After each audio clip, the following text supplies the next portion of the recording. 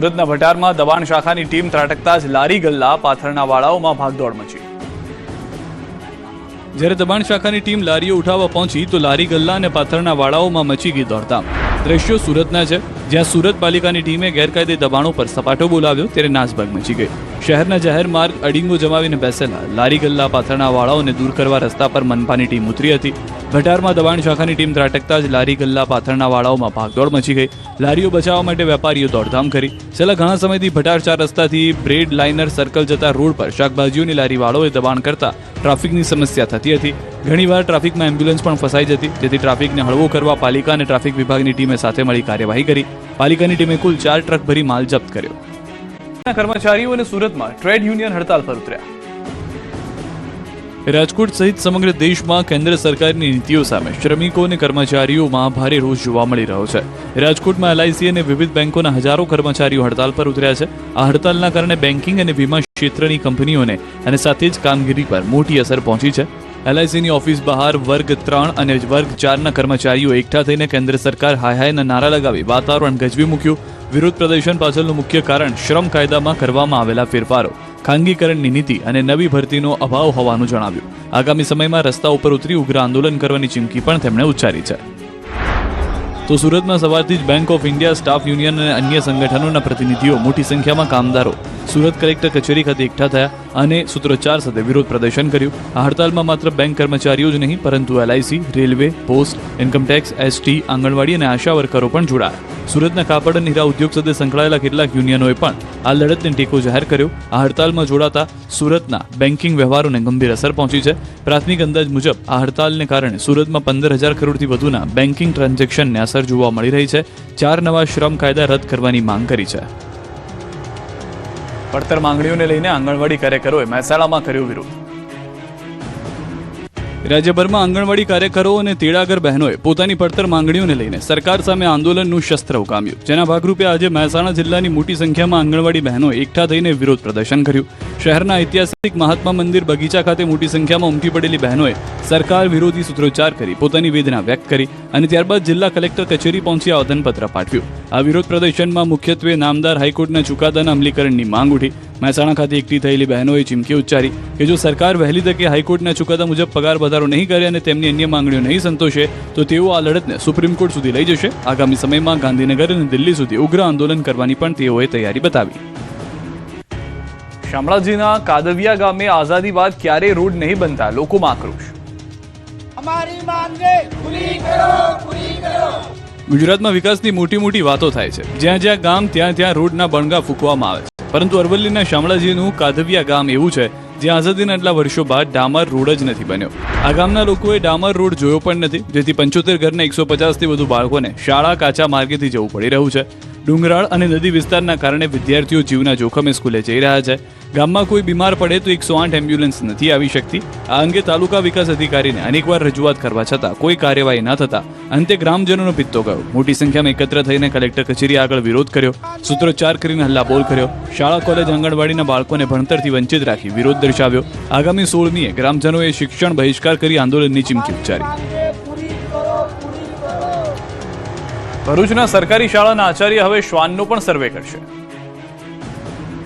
તીડ ભગાવવા, વસ્તી ગણતરી, એસઆઈઆરની કામગીરી, બીએલઓની કામગીરી તો અત્યાર સુધી શિક્ષકો કરી ચૂક્યા, પરંતુ પહેલી વાર હવે શિક્ષકો શ્વાન કેટલા છે તેનો સર્વે પણ કરશે। વાત હાસ્યાસ્પદ લાગે તેવી જરૂર છે। તમે એવું પણ કહી ઉઠશો કે હવે શિક્ષકોને ભણાવવા સિવાય આ બધું જ બચ્યું છે। જી હા, વાત માનવા લાયક તો નથી, પણ માનવા સિવાય છૂટકો જ નથી। 100% વાત સાચી છે। ભરૂચ પંથકના સરકારી શિક્ષકોને હવે શ્વાનનો સર્વે કરવા આદેશ આપવામાં આવ્યો છે। ભરૂચમાં શ્વાનનો દિવસે ને દિવસે ત્રાસ વધી રહ્યો છે, ત્યારે હવે શ્વાનના આતંકને નાથવા માટે શાળાના આચાર્યને શ્વાનનો સર્વે કરવા આદેશ આપ્યો છે। ડીઈઓએ શાળાના આચાર્યને પત્ર લખ્યો છે, કેમ્પસ અને આસપાસના વિસ્તારમાં શ્વાનનો સર્વે કરો। સર્વે કરી શું પગલાં લીધા તેની માહિતી માંગી। પત્રમાં 4 કોલમ દ્વારા માંગી માહિતી છે। 3 દિવસમાં સર્વે કરીને રજૂ કરવા આદેશ। શાળા કેમ્પસમાં રખડતા શ્વાન કેટલા તેનો જવાબ પણ માંગ્યો।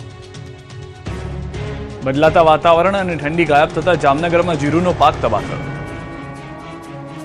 જામનગર જિલ્લાના જોડિયા પંથકમાં ખેડૂતો માટે ચિંતાજનક સ્થિતિ સર્જાઈ છે। બદલાતા હવામાન અને ઠંડીના અભાવે શિયાળુ પાક, ખાસ કરીને જીરુના પાકમાં ભારે નુકસાનીની ભીતિ ઊભી થઈ છે। બપોરના વધતા તાપમાન અને ભેજને જીરુમાં કાળિયો અને સુકારો નામનો રોગ ફાટી નીકળ્યો છે, જેના કારણે લાખો રૂપિયાનો ખર્ચ કરનાર ખેડૂતો આર્થિક સંકટના આરે આવી ગયા છે. મોંઘા ભાવના બિયારણ, ખાતર અને મજૂરી ખર્ચ કરીને તૈયાર કરેલો પાક હવે તેમની નજર સામે જ સુકાઈ રહ્યો છે. વીઘા દીઠ 12,000થી વધુ ખર્ચ છતાં પાક સુકાઈ રહ્યો છે. હજુ પણ વાતાવરણમાં સુધારો નહીં થાય તો શિયાળુ સિઝન સંપૂર્ણપણે નિષ્ફળ જશે.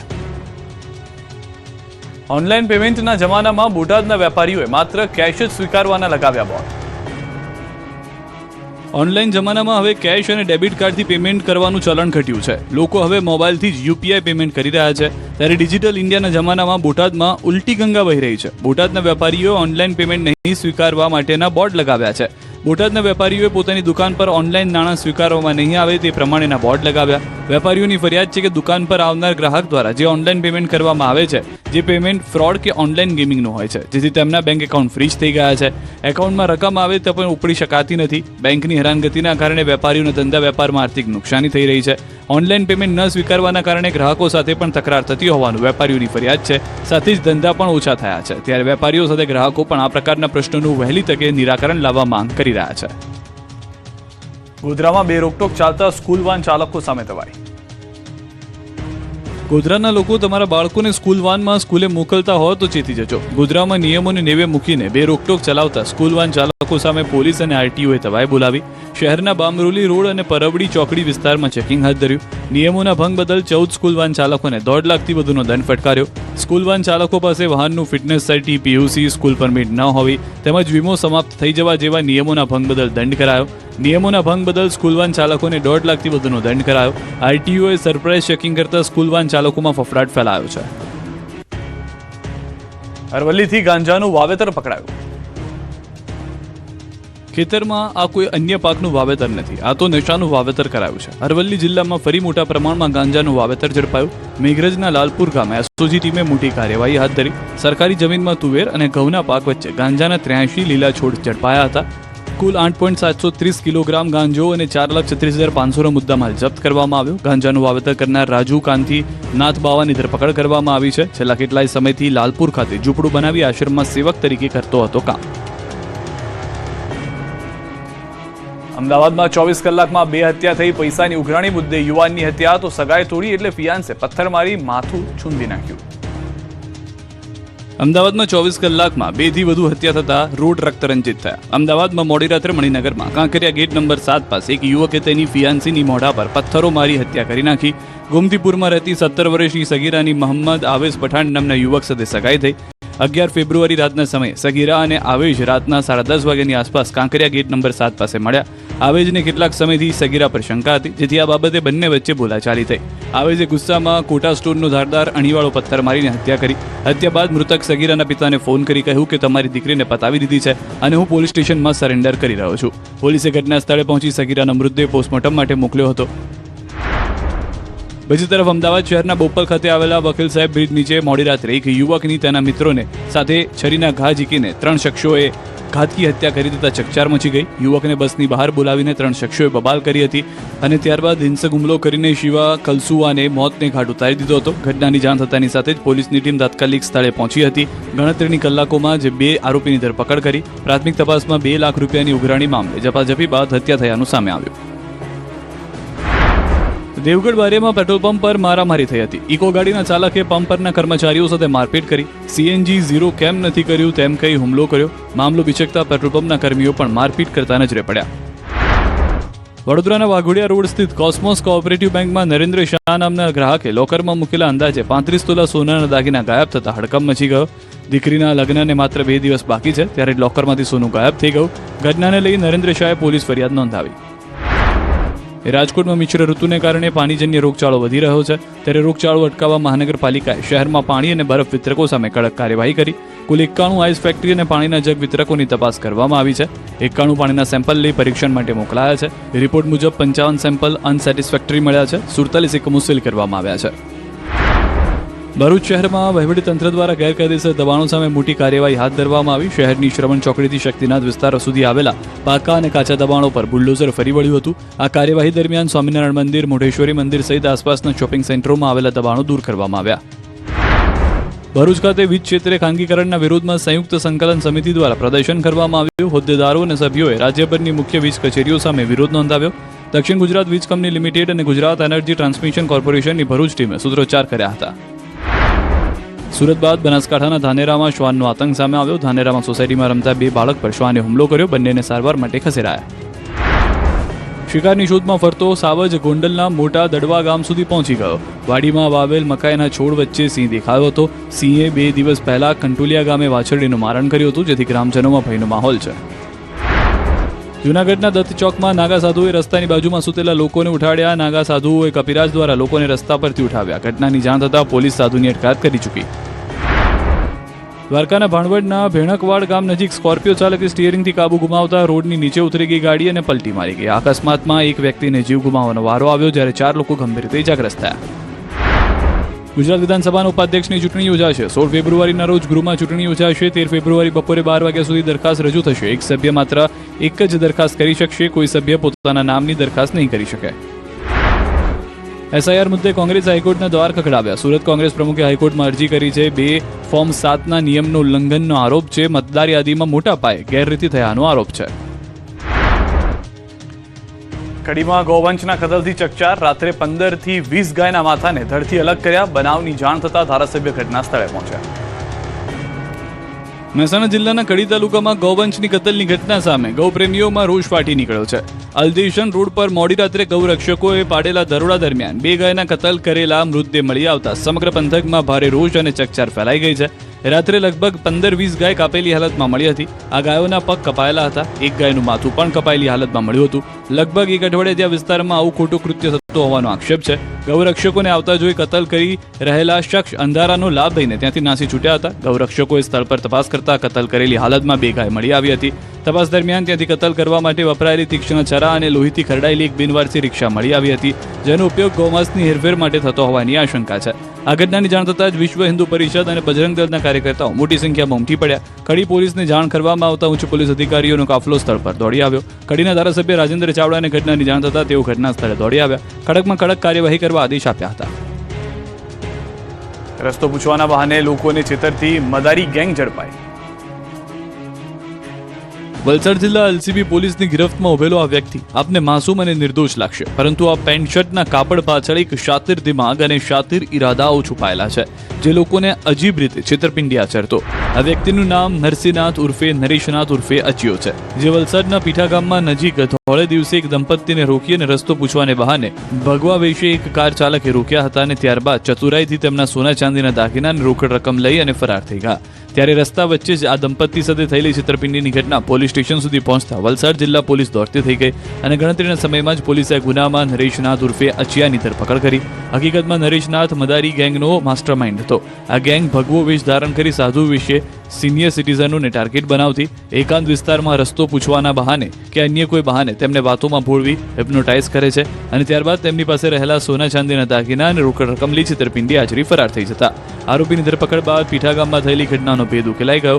આ ગેંગે અડધા ગુજરાતમાં છેતરપિંડી આચરી હતી. જૂનાગઢના શિવરાત્રીના મેળામાં બીજા દિવસે લાખો ભક્તો ઉમટ્યા. રવેડી અને મૃગીકુંડમાં શાહી સ્નાન માટે સાધુઓએ ધૂણી તખાવી. ગિરનારની ગોદમાં બિરાજમાન ભવનાથ મહાદેવના સાનિધ્યમાં મેળાના બીજા દિવસે પણ મોટા પ્રમાણમાં શ્રદ્ધાળુ ઉમટ્યા છે. સમગ્ર દેશ વિદેશમાંથી આવેલા સાધુ સંતો અને શ્રદ્ધાળુઓના કારણે ભવનાથ તળેટી અત્યારે શિવમય બની ગઈ છે. ગિરનારના પથ્થરે પથ્થરમાં જાણે મહાદેવનો વાસ હોય તેવો અનુભવ ભાવિકો કરી રહ્યા છે. મેળાના બીજા દિવસે ભવનાથ તળેટીમાં ભાવિકોનું ઘોડાપુર ઉમટી રહ્યું છે. સાથે નાગા સાધુઓએ ધૂણી દખાવી અલખ નિરંજન અને મહાદેવ હરના નારા સાથે મેળાને વિધિવત વેગ આપ્યો છે. એક દિવસમાં 1 લાખથી વધુ શ્રદ્ધાળુઓએ મેળો માણ્યો. હજુ પણ શ્રદ્ધાળુઓનો પ્રવાહ વિરત છે. ભજન, ભોજન અને ભક્તિનો ત્રિવેણી સંગમ રચાયો છે. ભવનાથ તળેટી ધીમે ધીમે ભક્તોથી ભરચક ભરાવા લાગી છે. ખાસ કરીને દેશભરમાંથી આવેલા સાધુ સંતોએ આકર્ષણ જમાવ્યું છે. દશનામ ગોદડ અખાડાના ઘૂઘરાવાળા બાબા ખાસ આકર્ષણનું કેન્દ્ર બન્યા છે. કમરે બંધાયેલ ભૈરવ જોડી એટલે કે મતિંગા અને સતત રણકતા ઘૂઘરા તેમની ઓળખ છે. તેઓ સામાન્ય ભિક્ષા સ્વીકારતા નથી, માત્ર સંન્યાસીઓ પાસેથી જ કરવેરો લે છે. આ ઘૂઘરાવાળા બાવાનો એક સૌથી કઠોર નિયમ એ છે કે તેઓ ક્યારેય પાછું વળીને જોતા નથી. જો તેમને કોઈ કારણસર પાછું જવું હોય તો તેઓ ગોળ ફરવાને બદલે પાછા પગલે એટલે કે ઊંધા પગલે ચાલે છે. વીરપુરમાં જલારામ બાપાની 145મી પુણ્યતિથિની ઉજવણી. વેપારીઓએ રોજગાર ધંધા બંધ રાખીને શ્રદ્ધાંજલિ પાઠવી. સૌરાષ્ટ્રના સુપ્રસિદ્ધ જગવિખ્યાત યાત્રાધામ વીરપુરના સંત શિરોમણી જલારામ બાપાની 145મી પુણ્યતિથિની ઉજવણી કરવામાં આવી. આ વર્ષે પણ જલારામ બાપાની પુણ્યતિથિના દિવસે સમગ્ર વીરપુર ગામના તમામ નાના મોટા વેપારીઓ અને વીરપુર વેપારી એસોસિએશન પણ સંપૂર્ણપણે પોતાના રોજગાર ધંધા બંધ પાડીને પૂજ્ય જલારામ બાપાને શ્રદ્ધા અંજલિ અર્પણ કરી. સાથે વીરપુર આવતા ભાવિકો યાત્રાળુઓ માટે જલારામ બાપાની જગ્યામાં અન્ય ક્ષેત્ર તેમજ જલારામ બાપાના દર્શન રાબેતા મુજબ થાય તે માટે ખાસ દિવસે ભક્તોને દર્શન કરવા હવે સારું જોવા મળી રહ્યો છે. સાથે ભાવિકોએ દર્શન કરીને ધન્યતા અનુભવી હતી. જલારામ બાપાના પરિવારજનો દ્વારા પણ સવારે બાપાની સમાધિ ખાતે શ્રદ્ધાંજલિ અર્પણ કરાઈ હતી. વસ્ત્રાપુરની બિલ્ડિંગમાં આગ લાગતા 100 લોકોનું રેસ્ક્યુ. અમદાવાદના વસ્ત્રાપુર વિસ્તારમાં આવેલી હોટલ પાસે આવેલા શિવાલિક હાઈ સ્ટ્રીટ બિલ્ડિંગના ચોથા માળે આગ લાગી હતી. રિયલ એસ્ટેટની ઓફિસમાં શોર્ટ સર્કિટના કારણે આગ લાગતા નાસભાગ મચી ગઈ. ધુમાડાના ગોટે ગોટા અને ફાયર એલાર્મ વાગતા ઓફિસ અને બિલ્ડિંગમાં કામ કરતા કર્મચારીઓ જીવ બચાવવા દોડ્યા. જોતજોતામાં આગે વિકરાળ સ્વરૂપ ધારણ કરી લીધું. ધુમાડાના ગોટે ગોટાથી આખો ચોથો માળ ઘેરાઈ ગયો, તેથી લોકો ડરી ગયા. આ અંગેની જાણ થતાં ફાયરની ટીમ પહોંચી ગઈ. 100થી વધુ લોકોનું રેસ્ક્યુ કરીને બિલ્ડિંગના ધાબે ખસેડ્યા. ધુમાડાને બહાર કાઢવા અને આગ પર કાબુ મેળવવા માટે ઓફિસના કાચ ફોડી નાખવામાં આવ્યા. ધુમાડાના કારણે ગુંગળામણ થવા લાગ્યું તો આગના કારણે ફર્નિચર સહિતનો તમામ સામાન બળી ગયો હતો. દોડધામ મચતા ઉપર ગયેલા લોકોને નીચે ઉતારી લેવામાં આવ્યા હતા. વસ્ત્રાપુરની બિલ્ડિંગમાં આગ લાગતા 100 લોકોનું રેસ્ક્યુ. અમદાવાદના વસ્ત્રાપુર વિસ્તારમાં આવેલી હોટલ પાસે આવેલા શિવાલિક હાઈ સ્ટ્રીટ બિલ્ડિંગના ચોથા માળે આગ લાગી હતી. રિયલ એસ્ટેટની ઓફિસમાં શોર્ટ સર્કિટના કારણે આગ લાગતા નાસભાગ મચી ગઈ. ધુમાડાના ગોટે ગોટા અને ફાયર એલાર્મ વાગતા ઓફિસ અને બિલ્ડિંગમાં કામ કરતા કર્મચારીઓ જીવ બચાવવા દોડ્યા. જોતજોતામાં આગે વિકરાળ સ્વરૂપ ધારણ કરી લીધું. ધુમાડાના ગોટે ગોટાથી આખો ચોથો માળ ઘેરાઈ ગયો, તેથી લોકો ડરી ગયા. આ અંગેની જાણ થતાં ફાયરની ટીમ પહોંચી ગઈ. 100થી વધુ લોકોનું રેસ્ક્યુ કરીને બિલ્ડિંગના ધાબે ખસેડ્યા. ધુમાડાને બહાર કાઢવા અને આગ પર કાબુ મેળવવા માટે ઓફિસના કાચ ફોડી નાખવામાં આવ્યા. ધુમાડાના કારણે ગુંગળામણ થવા લાગ્યું તો આગના કારણે ફર્નિચર સહિતનો તમામ સામાન બળી ગયો હતો.